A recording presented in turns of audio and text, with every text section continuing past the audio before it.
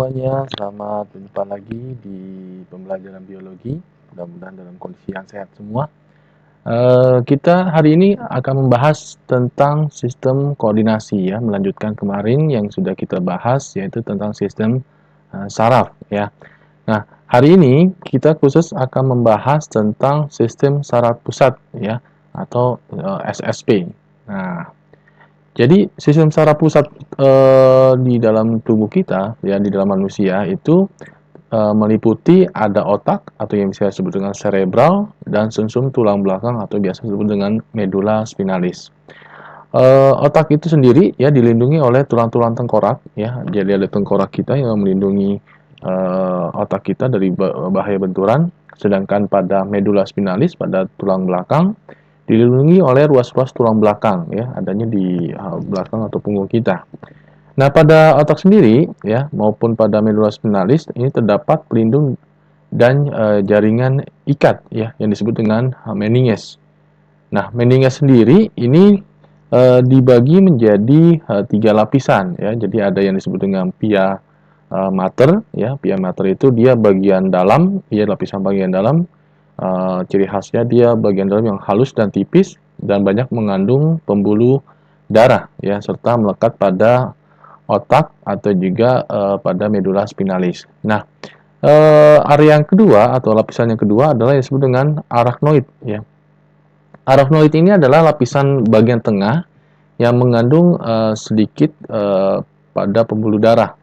Nah, arachnoid sendiri ini memiliki ruang pada sub arachnoid ini sendiri ya berisi cairan dari cerebrospinalis ya seperti cairan otak dan juga pembuluh darah serta selaput jaringan penghubung yang mempertahankan daripada posisi arachnoid terhadap pia mater di bawahnya. Nah, lapisan yang ketiga yang disebut dengan durameter. Nah, durameter ini adalah lapisan yang paling luar, ya, paling luar. Jadi lapisan paling luar.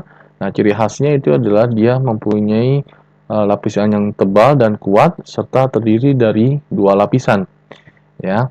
Pada durameter sendiri ini terdapat ruang subdural yang memisahkan durameter dan arachnoid, ya. Sehingga lapisan yang terluar itu melekat pada permukaan dalam kranium atau tengkorak kita. Ya, seperti itu. Ya, jadi ada 3 lapisan ya yang ada di bagian otak ataupun medula spinalis kita. Ini seperti gambar yang ada di slide ini. Nah, selanjutnya kita akan membahas tentang otak. Jadi kita sama-sama tahu bahwa otak itu memegang peranan penting bagi tubuh kita ya, ibaratnya seperti di dalam komputer itu seperti motherboard ya yang mengatur segala aktivitas daripada tubuh kita ya. Nah, otak manusia sendiri itu diperkirakan mencapai hanya 2% dari keseluruhan berat tubuh kita. Ya, jadi sangat sangat kecil ya. Tapi dia banyak mengkonsumsi oksigen ya, sekitar 25% daripada oksigen yang dibutuhkan oleh tubuh kita dari ujung kaki sampai ujung kepala ya. Dan menerima hampir setengah persen darah yang dipompakan oleh jantung ya. Nah, otak sendiri itu terletak di dalam rongga kepala dan terlindungi oleh kranium atau tulang tengkorak. Ya, ada juga lapisan otak tadi yang sudah disebutkan meninges dan cairan pada cerebrospinalnya ya atau pada cairan otak. Nah, otak pada manusia itu juga tersusun dari 100 miliar neuron yang terhubung oleh sinapsis ya, membentuk anyaman seperti anyaman kompleks ya. Kemarin sudah kita bahas bahwa semakin banyak neuron-neuron yang terhubung ya melalui sinapsis ya dan zatnya neurotransmitter, nah semakin bagus manusia itu bisa memecahkan problem solvingnya. Pada neuron di otak juga berkomunikasi satu sama lainnya ya. Jadi komunikasinya itu dapat berupa muatan listrik ya yang memungkinkan tubuh kita itu juga mengalami misalnya emosi gitu ya. Ada uh, apa uh, rasa-rasa moody ya, mood ya, berpikir ya, mengingat dan sebagainya, atau juga mengetahui dan juga bisa mengatur daripada keadaan tubuh kita sendiri ya terhadap lingkungan luar kita, serta juga secara sadar ya mengontrol daripada gerakan tubuh kita. Nah, pada otak ya, yang merupakan pusat pengendali sistem saraf ini dibagi menjadi 3 bagian utama, yaitu ada yang disebut dengan otak besar, cerebrum, otak tengah, mesencephalon, otak depan, diencephalon, dan otak kecil, cerebrum. Nah, ini di gambar slide ini adalah letak daripada ke apa namanya, ke macam-macam daripada bagian otak kita nih, ya. Nah, dan masing-masing bagian otak ini akan kita bahas satu persatu di slide berikutnya. Nah, yang pertama adalah bagian otak yang disebut dengan otak besar atau cerebrum, ya, otak besar. Cerebrum ini mengisi bagian depan dari rongga tengkorak kita ya. Jadi ada depan dan lebih tepatnya di daerah depan sebelah atas ya. Nah, bagian luarnya itu tersusun dari substansi abu-abu yang disebut dengan korteks cerebral ya. Sedangkan bagian dalamnya nanti tersusun dari substansi putih yang disebut dengan nukleus basal atau ganglia dari basal. Ya, otak sendiri ya ini terdiri dari dua belahan ya hemisfer yang dipisahkan oleh visura longitudinal ya. Jadi ada bagian tengah ya. Kedua hemisfer ini dihubungkan oleh sejumlah badan serabut saraf yang disebut dengan corpus callosum ya, corpus callosum. Ini dia corpus callosum ini ada di sebelah sisi kanan dan kiri yang dihubungkan dengan serat pita tebal ya dari bahan putih cerebrum ya. Itu yang disebut dengan corpus callosum tersebut ya. Ini kalau misalnya di dalam CT scan ini bisa terlihat ya bagian-bagian otak kita yang ya misalnya mengalami gangguan ataupun sakit seperti itu. Nah, hemisfer sendiri ini terbagi menjadi lobus-lobus yang dipisahkan oleh celah yang disebut dengan sulcus. Ya, setiap hemisfer sendiri ini nanti ada 4 lobus, ada 4 bagian. Yang pertama ini disebut dengan lobus frontalis. Ya, nah lobus frontalis ini ada di bagian dahi ya, berfungsi sebagai pengendali aktivitas mental dan gerakan otot. Ya, jadi pengendali dari aktivitas mental dan gerakan otot itu nanti apa namanya diatur oleh lobus frontalis atau bagian depan ya di dahi kita. Misalnya atau gerakan otot misalnya gerakan untuk mengetik ya, misalnya mengetik itu juga bisa apa namanya gerakan otot atau juga gerakan bicara. Nah, itu juga diatur oleh lobus frontalis. Lobus yang kedua, bagian yang kedua namanya lobus parietalis. Ya, parietalis ini fungsinya sebagai pusat pengaturan kulit dan otot yang berhubungan dengan rangsangan. Ya, itu yang disebut dengan lobus parietalis. Selanjutnya, lobus yang ketiga, lobus occipitalis, ini berfungsi sebagai pusat penglihatan, ya, visual. Ya, jadi visual ini ada di occipitalis ini tepatnya ada sedikit agak di belakang ya, di belakang daripada lobus parietalis, jadi seperempat bagian dari otak kita. Selanjutnya yang keempat adalah lobus temporalis, ini mempunyai fungsi yang berhubungan dengan pusat pendengaran ya, dari pendengaran atau auditori ya. Pada lobus temporal juga ada area namanya area wicara Wernicke ya, Wernicke. Jadi seperti nama orang ya, ini fungsinya sebagai pusat bahasa dan wicara kita. Jadi letaknya ada di sekitar apa namanya dekat batang otak ya, dekat sebelah dekat batang otak ya ini ya, sebelah ini ya atau di samping daripada otak kecil. Nah, bagian otak yang kedua namanya mesencephalon ya, mesencephalon ini atau bagian otak tengah. Otak bagian ini adalah bagian otak pendek yang menghubungkan antara pons dan cerebrum otak kecil ya dengan cerebrum atau otak besar. Jadi mesencephalon ini berfungsi sebagai jalur penghantar ya dan pusat refleks serta meneruskan informasi penglihatan dan pendengaran ya Jadi otak tengah, pons dan medula oblongata disebut dengan batang otak. Ya, jadi nanti dia fungsinya sebagai jalur penghantar ya. Gerakan refleks itu gerakan yang terjadi secara tiba-tiba ya tanpa diatur. Yang ketiga, bagian ketiga adalah yang disebut dengan otak depan atau diencephalon. Ya, diencephalon ini terletak di antara cerebrum ya otak besar dan otak tengah ya. Jadi dia ada sedikit tersembunyi di balik hemisfer hemisfer cerebral ya. Nah, ini kalau pada bagian otak depan atau diencephalon ini ada bagiannya. Nah, bagiannya adalah yang pertama ada talamus. Ini talamus ini nanti fungsinya untuk menerima dan meneruskan impuls ke korteks otak besar ya, dan juga sebagai sistem kesadaran ya, sistem kesadaran atau juga kontrol pada motorik kita. Ya, bagian yang kedua pada otak depan yang disebut dengan hipotalamus ya, ada talamus, ada hipo berarti ada di bawahnya. Nah, fungsi dari hipo itu sendiri ini yang pertama misalnya juga sebagai pengaturan emosi ya, jadi sifat-sifat kesenangan ya, kegembiraan, marah ya, sedih dan sebagainya ini diatur oleh hipotalamus.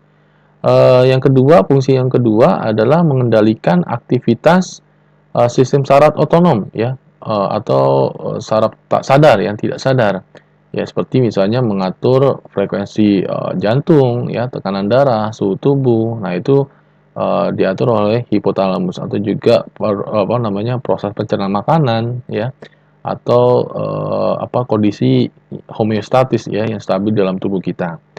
Nah, fungsi yang lainnya pada hipotalamus adalah mempengaruhi keseluruhan sistem dari endokrin kita ya, pada hormon kita. Lanjut lagi, bagian yang ketiga dari diencephalon, jadi tadi ada talamus, ada hipotalamus, yang ketiga adalah epitalamus. Ya, epitalamus sendiri ini merupakan pita ya, semacam pita jaringan saraf yang membentuk daripada atap diencephalon. Nah, fungsi dari epitalamus sendiri ini eh, berfungsinya sebagai fungsi endokrin ya, pada hormon ya, pada hormon, jadi lebih kepada hormon. Lanjut ke otak kecil ya, cerebellum.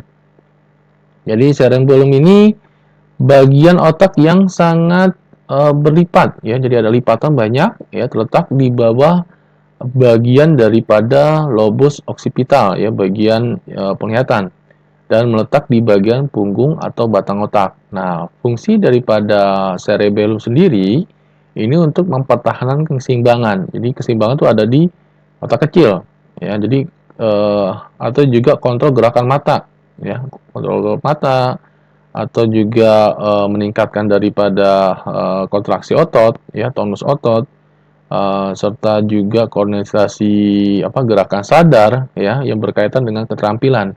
Misalnya mengetik ya, atau lagi main piano misalnya, atau juga berlari. Nah, itu diatur pada otak kecil ya. Jadi letaknya di bagian bawah lobus occipitalis.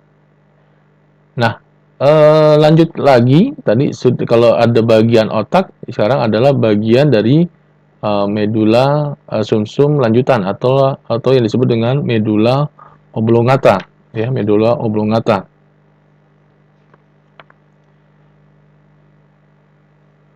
Medula oblongata sendiri ini semacam batang yang menghubungkan otak dengan sumsum tulang belakang ya, sumsum tulang belakang. Bagian pada oblongata ini bagian yang menjulur dari pons ya hingga medula spinalis ya, panjangnya sekitar 2,5 cm ya. Nah, jadi dia sebagai penghubungnya. Nah, pada medula oblongata sendiri ini ada beberapa fungsi.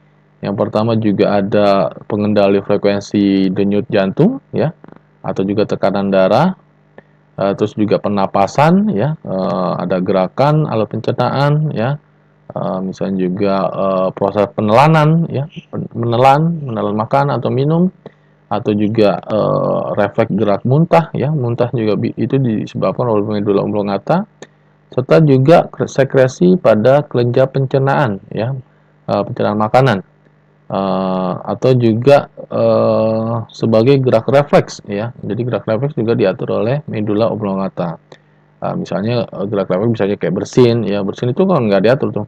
Ya kalau misalnya ada suatu apa namanya benda asing yang masuk ke dalam saluran pernapasan kita untuk dikeluarin ya pakai bersin tuh. Atau juga batuk juga sama ya. Jadi gerak refleks juga atau berkedip. Nah, berkedip itu kan nggak diatur tuh melalui otak, tapi cukup dengan menggunakan sumsum lanjutan atau medula oblongata. Oke, ini seperti ini. Jadi ada di apa namanya penjuluran dari medula spinalis ya, panjangnya hampir 2,5 senti. Nah, bagian yang kedua dari sistem saraf pusat, jadi tadi yang pertama adalah otak, yang kedua adalah sumsum tulang belakang atau medula spinalis. Nah, medula spinalis sendiri ini bentuknya silindris ya, seperti tabung, tapi agak langsing. Dia memanjang dari batang otak medula oblongata ya hingga ruas ke dua tulang pinggang kita ya. Jadi ada di sepanjang jalur leher sampai ke bawah ya. Panjang medula spinalis sendiri ini sekitar 45 cm ya dengan diameter sekitar 2 cm-an.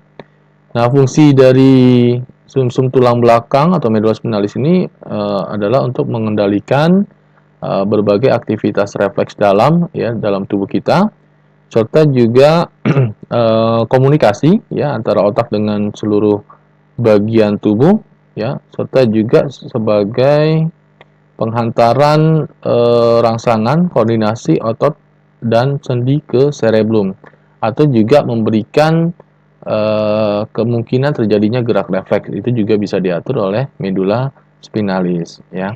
Jadi pada medula spinalis impuls sensor dari reseptor itu nanti dihantarkan masuk ke sumsum tulang belakang ya melalui tanduk dorsal ya, sedangkan impuls pada motor nanti motoriknya ya keluar dari sumsum tulang belakang melalui tanduk ventral ya menuju ke efektor. Efektor bisa juga bagian otot ya.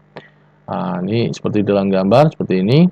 Jadi pada tanduk dorsal ini ya ini terdapat badan sel saraf penghubung atau yang disebut dengan asosiasi konektor ya yang akan menerima ya impuls atau rangsangan dari sel saraf sensorik dan menghantarkannya ke saraf motorik ya. Jadi ada beberapa bagian. Nah, pada